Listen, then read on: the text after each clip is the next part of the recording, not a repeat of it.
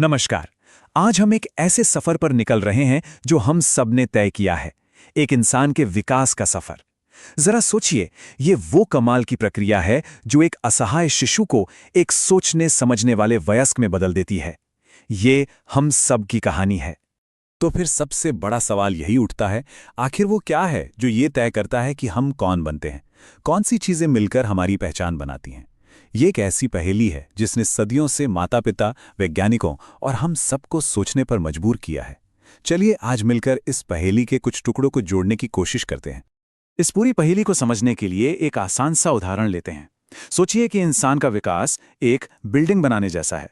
किसी भी अच्छी बिल्डिंग के लिए दो चीजें सबसे जरूरी होती हैं। एक तो उसका मजबूत नक्शा यानी ब्लूप्रिंट, और दूसरा एक काबिल कारीगर या निर्माता जो उस नक्शे को हकीकत में बदल दे। तो चलिए इन दोनों को जरा और गहराई से समझते हैं। एक तरफ है आनुवांशिकता यानी हेरिडिटी। ये वो गुण हैं जो हमें अपने माता-पिता से विरासत में मिलते हैं। इसे ही हम अपना जेनेटिक ब्लूप्रिंट या खाका कह सकते हैं। और दूसरी तरफ है हमारा पर्यावरण यानी हमारा निर्माता। इसमें वो हर बाहरी चीज शामिल है जो हमें प्रभावित करती है, जन्म से पहले से लेकर पूरी जिंदगी तक। तो सवाल यह है कि इस जेनेटिक खाके में आखिर होता क्या-क्या है? देखिए, इसमें हमारी शारीरिक बनावटें होती है, जैसे हमारा कद, वजन, आंखों का रंग। पर बात सिर्फ यहीं तक नहीं है। ये हमारी बुद्धि की क्षमता, हमारा बेसिक स्वभाव और यहाँ तक कि कुछ बीमारियों के प्रति हमारा शरीर कितना संवेदनशील होगा, ये भी इसी खाके पर निर्भर करता है। अब बात करते हैं निर्माता यानी हमारे पर्यावरण की।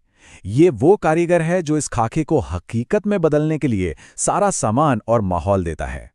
इसमें माँ के गर्भ का माहौल, हमें मिलने वाला पोषण, हमारे परिवार की सामाजिक और आर्थिक स्थिति और यहाँ तक कि हमारे समाज के तौर तरीके भी शामिल हैं जो हमारे बड़े होने के ढंग को तय करते हैं। और ये बात इसे बिल्कुल साफ कर देती है। असल में ये नेचर वर्सेस नर्चर यानी प्रकृति बनाम पालन पोषण की लड़ाई है ही नहीं। ये एक टीम की तरह काम करते हैं। हमारे जीन्स हमें एक संभावना देते हैं, एक पोटेंशियल देते हैं, लेकिन उस संभावना का क्या होगा, वो कितनी निखरेगी, ये हमारा पर्यावरण तय करता है। तो ये तो साफ है कि खाका और निर्माता मिलकर हमें बनाते हैं। और भले ही हर बच्चा अपने आप में यूनिक हो, लेकिन उनके विकास की ये यात्रा कुछ तय नियमों पर ही चलती है।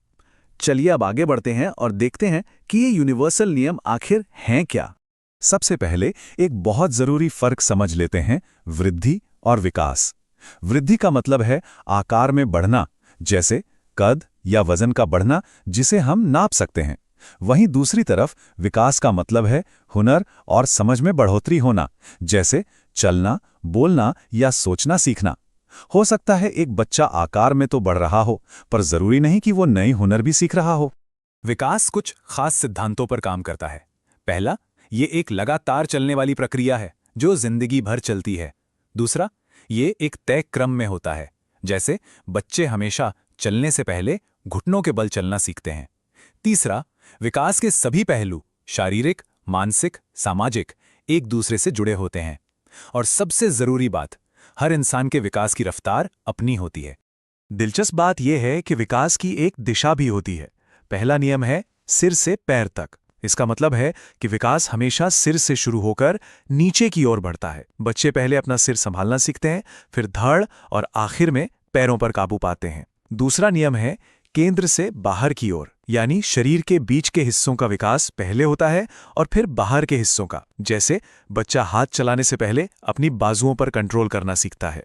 कमाल की यात्रा को और बेहतर ढंग से समझने के लिए कई मनोवैज्ञानिकों ने कुछ बहुत ही दिलचस्प थ्योरीज दी हैं। चलिए, दो सबसे प्रभावशाली थ्योरीज पर एक नजर डालते हैं जो हमें विकास को अलग अलग नजरियों से देखने में मदद करती हैं। पहले हैं जीन पियाजे। उनका विचार सच में क्रांतिकारी था। उन्होंने कहा कि बच्चे कोई खाली बर्तन नहीं है जिनमें हम ज्ञान भर दें, बल्कि वे तो नन्हे वैज्ञानिक हैं जो अपने आसपास की दुनिया से खेलकर, उसे छूकर खुद अपनी समझ बनाते हैं। पियाजे ने बताया कि बच्चों की सोच 4 पड़ावों में से गुजरती है। पहले शिशु अपनी इंद्रियों यानी सेंसेस से सीखते हैं। फिर वे चीजों को समझने के लिए सिंबल्स का इस्तेमाल करना शुरू करते हैं। उसके बाद वे ठोस चीजों के बारे में लॉजिक लगाना सीखते हैं और आखिर में जाकर वे अमूर्त विचारों और कल्पनाओं को समझने की क्षमता विकसित करते हैं। वहीं दूसरी ओर लेव वाइगोत्स्की ने एक बिल्कुल अलग नजरिया पेश किया। उन्होंने जोर दिया कि हमारा विकास समाज, संस्कृति और दूसरों से मिलने वाले मार्गदर्शन से जुड़ा है। उनका मानना था कि हम अकेले नहीं बल्कि दूसरों के साथ मिलकर सीखते और विकसित होते हैं। वाइगॉत्स्की ने जेडपीडी का एक बहुत ही शानदार कॉन्सेप्ट दिया। ये सीखने का वो मैजिकल जोन है, वो स्वीट स्पॉट है जहां असली विकास होता है। सोचिए, एक बच्चा अकेले एक छोटी पजल तो बना सकता है, पर एक बड़ी और मुश्किल पजल के लिए उसे किसी बड़े की मदद चाहिए। तो जो काम वो मदद से कर सकता है वही उसका जेडपीडी है। इसी मदद और सहयोग से ही वो आगे बढ़ता है। तो ठीक है, हमने ये सारे सिद्धांत और नियम तो समझ लिए, लेकिन सवाल ये है कि असल जिंदगी में इन सब बातों का क्या मतलब है, ये क्यों मायने रखती हैं? चलिए अब इन सभी धागों को एक साथ जोड़ते हैं। देखिए, सबसे बड़ी बात यह है कि विकास हमारे जेनेटिक खाके और हमारे पर्यावरण रूपी निर्माता के बीच एक लगातार चलने वाली जुगलबंदी है। ये सफर कुछ तय नियमों के हिसाब से ही आगे बढ़ता है। इन नियमों और पड़ावों को समझकर ही हम बच्चों के लिए एक ऐसा माहौल बना सकते हैं जिसमें वे अपनी पूरी क्षमता को हासिल कर सकें। हम उनकी जीन्स या खाके को तो नहीं बदल सकते, लेकिन हम एक बेहतर निर्माता जरूर बन सकते हैं। और यहीं पर आकर हम एक बहुत बड़े और जरूरी सवाल पर रुकते हैं। जब हम ये ठीक है, तो अब जब हम ये नियम जान गए हैं, तो चलिए बचपन के अलग अलग पड़ावों का एक तेज सफर करते हैं और देखते हैं कि ये सारे सिद्धांत असल जिंदगी में कैसे काम करते हैं। सबसे पहले आती है शैशवावस्था, जन्म से 2 साल तक। ये पूरी तरह से दूसरों पर निर्भर रहने का समय है, जब बच्चा चलना फिरना जैसे बेसिक स्किल्स सीखता है। फिर आता है प्रारंभिक बचपन, 3 से 5 साल तक। ये नींव का समय है, जब भाषा और सोशल स्किल्स बहुत तेजी से विकसित होते हैं। इसके बाद है उत्तर बचपन, 6 से 12 साल।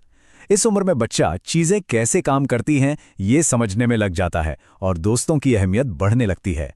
और आखिर में आती है किशोरावस्था, 13 से 18 साल तक, जो एक बदलाव का दौर है, जहां खुद की पहचान बनाना सबसे बड़ा मकसद होता है। इस